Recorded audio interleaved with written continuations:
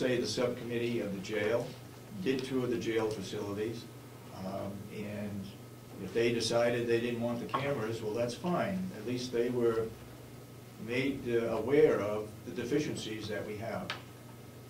I also have a problem. We have excellent supervisors, and I agree with you, Maureen, that it's demoralizing to cut the legs out from under them, from Will, from Jason,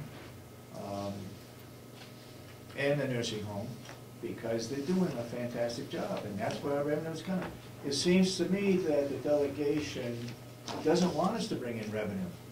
It would appear that way. And yet, you know, other years, they would put in more to reduce the tax burden, and we did that this year. And we're trying to make things more efficient. I guess enough said. Anybody else got any public input? Yes. I would just like a point of clarification. In January, we talked about the delegation meetings being held on Mondays. And it's my understanding that this budget meeting is not going to be on Monday or a Wednesday. It's going to be on Tuesday. Well, I'm waiting for confirmation on that. But Mr. Chairman, they sent it out at Tuesday at 2:30. It has been confirmed. I know they sent out a message trying to find out how many delegates could make it. And then they wrote back and said the time will be Tuesday at 2:30. 2 o'clock at 2:30. I have to say, they have a meeting in the morning, but they'll be here in the afternoon. Again, it's not a criticism of you folks, but when you set a meeting in January and you say it's going to happen on a Monday, that less than a week before that you change the date. And the fact that there are no delegation minutes that have been approved on the website, it's very hard to keep track of what's going on. And I thought we were into transparency. I thought we were into letting people know what county government does, and apparently we're not. I did address that, Susan. Oh, thank you. At the meeting in public. Thank you. We have any other further public input? All right, hearing none. We've gone over our limit, but it's good to have public input anytime we can get it. Did you miss us? Excuse me? Did you miss us? Yes. Yeah. that was enthusiastic. I said yes. Yes, you did. It's now about 12 minutes to 9, so we will move out of non-public and go into move out to public and go into the regular meeting. Sorry. So first, Could I ask a question, Mr. Chairman? Yeah. You brought up the fact that we did the study, and Jason's here, and we did cut a lot out of his budget for the weaponry. Yeah. And I have a concern with that because I'm not an expert on arms or riot control or whatever. What would be the procedure to help the delegation learn about what we need? Jason is the superintendent, so he obviously has a vested interest in what's going on. Yep. The delegation has a vested interest in making sure that something doesn't go on. You know, have the riot because you don't want to pay for the equipment.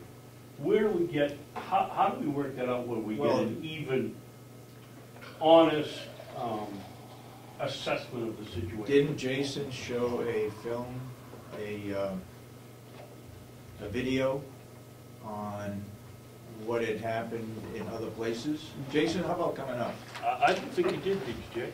He showed it here at Yeah, I did. during Commissioners meeting.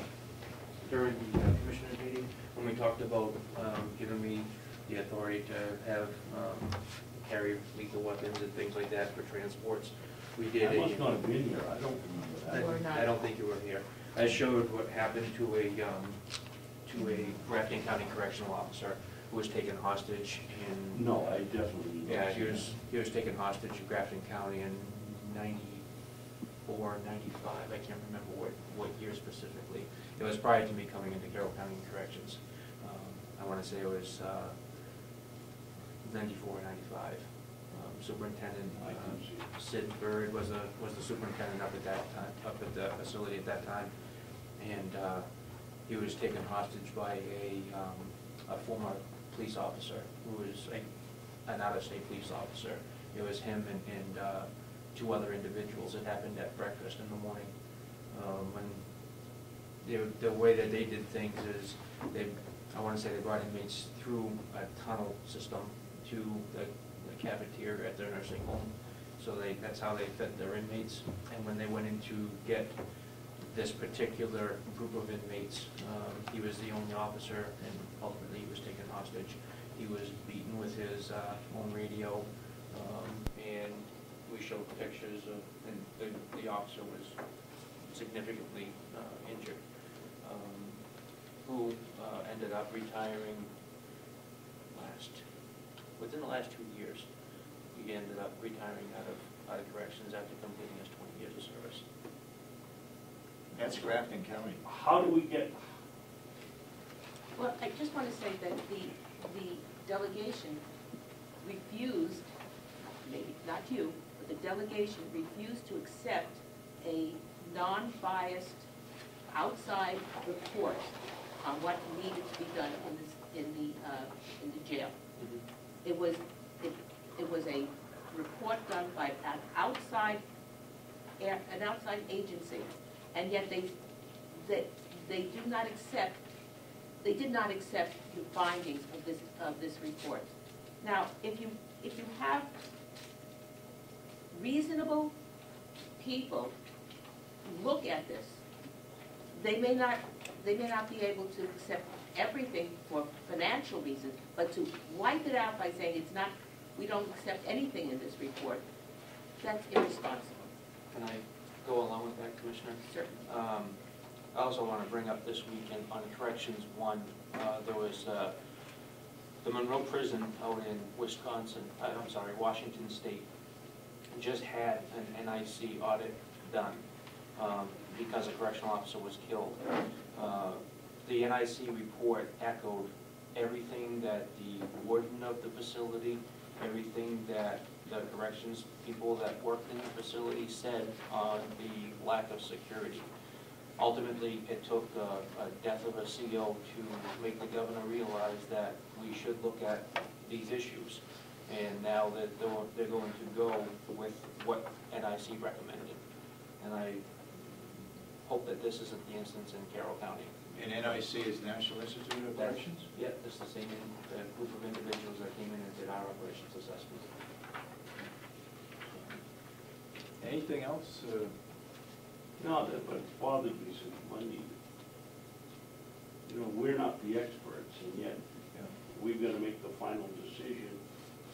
And I don't think it was the right one, but The suggestion was made that the sheriff do the transports. We haven't heard from the sheriff, but hopefully that will come up on Tuesday afternoon. Was suggested, not voted on. Okay. Let's go, Jason, with your report. Oh, okay. We'll approve the minutes first. You have some corrections? I have non-public minutes. I corrected them. Okay. So I want to make a motion to accept the non-public minutes from February 16, January 26, February 9, 2011.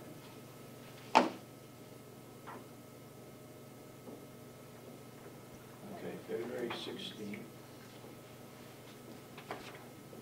February 9th,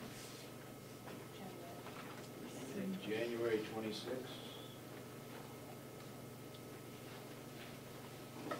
Do I hear a second? Second. Motion been made and seconded that we accept the non-public minutes of those three meetings, January 26th, February 16th, and February 9th. All those in support of the motion say aye. Aye. Aye, so voted. And I'd like to make a motion to accept the minutes of March 16th, regular minutes of March 16th. Do I hear a second? You didn't correct it. I said a correction, you didn't correct it. They're minor corrections. Oh, okay. Well, I've got minor correction. Do you second the motion? Oh, I second. Motion is made and seconded that we accept the March 16th Commissioners' meeting minutes. All those in support of the motion say aye. Aye. Aye. All those opposed? So voted. Okay.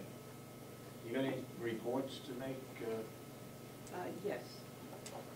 Yesterday I attended a ServiceLink meeting. ServiceLink is an agency here in Carroll County that offers direct assistance to all people of the county who are in need of finding a bureau, a doctor, an agency who can help them through a particular need. They go out there, they're hands-on, they teach people who are new to Social Security, to Medicare, and all of the areas of Medicare, how to get their Medicare to the best of their advantage. And so they're being defunded to a great degree, and there's great stress among the people at the agency. They're looking at regionalizing this because of the funding cuts, and instead of having a ServiceLink in every county, they are going to have to join up with another county in order to stay in the area. They asked me several questions. There are many people on the board with ServiceLink who are also people we recognize. They are very worried about the budget for the county because they want to know whether or not their agencies are going to be funded. I could only tell them what had happened on the last meeting, that although their agency had been okayed, it had not been voted on. They were not happy about that answer. They will be at the meeting on Friday over at Moulton Borough, where Commissioner Tumpus at 9 a.m. will discuss the cuts to DHHS, and I suggest that anybody who has any interest in what's going on ought to be there as well. That's Moulton Borough Town Hall, 9 a.m. This is the DHHS budget, the largest budget in the state. And on the radio this morning, it looked like there's going to be some severe cuts made in the Health and Human Services by the legislature. 217 million. 217 million cut, and that it was going to affect the poor people in the state. And I'd like to point out that when I spoke with, as a former selectman, I spoke with my office, and she has told me that she gets any number of people in for welfare help, because that's where it ends up, in the towns. However, I understand also, and I don't know if this passed, perhaps you may help me here, Representative, but there was a bill that said that not only would they cut welfare on the state level, but it was this bill said that they no longer could necessarily have to, they no longer had the ability to go to the towns. The towns will no longer be mandated to offer welfare to people coming in. Therefore, where do these people go? I think, Commissioner, that to my knowledge, we had 300 bills, but to my knowledge, that hasn't come before the House. I suspect it's gone before, well, it must have come before the House because we just voted on all of them. I don't remember seeing it. Well, Representative Kirk, I believe, Yes. was the Yeah. one. I listened to, can I just say, I listened to that last night before I went to bed, which is really stupid because it kept me up all night, but I listened to his testimony and exactly what they were going to cut. They're cutting TANF, Healthy Kids,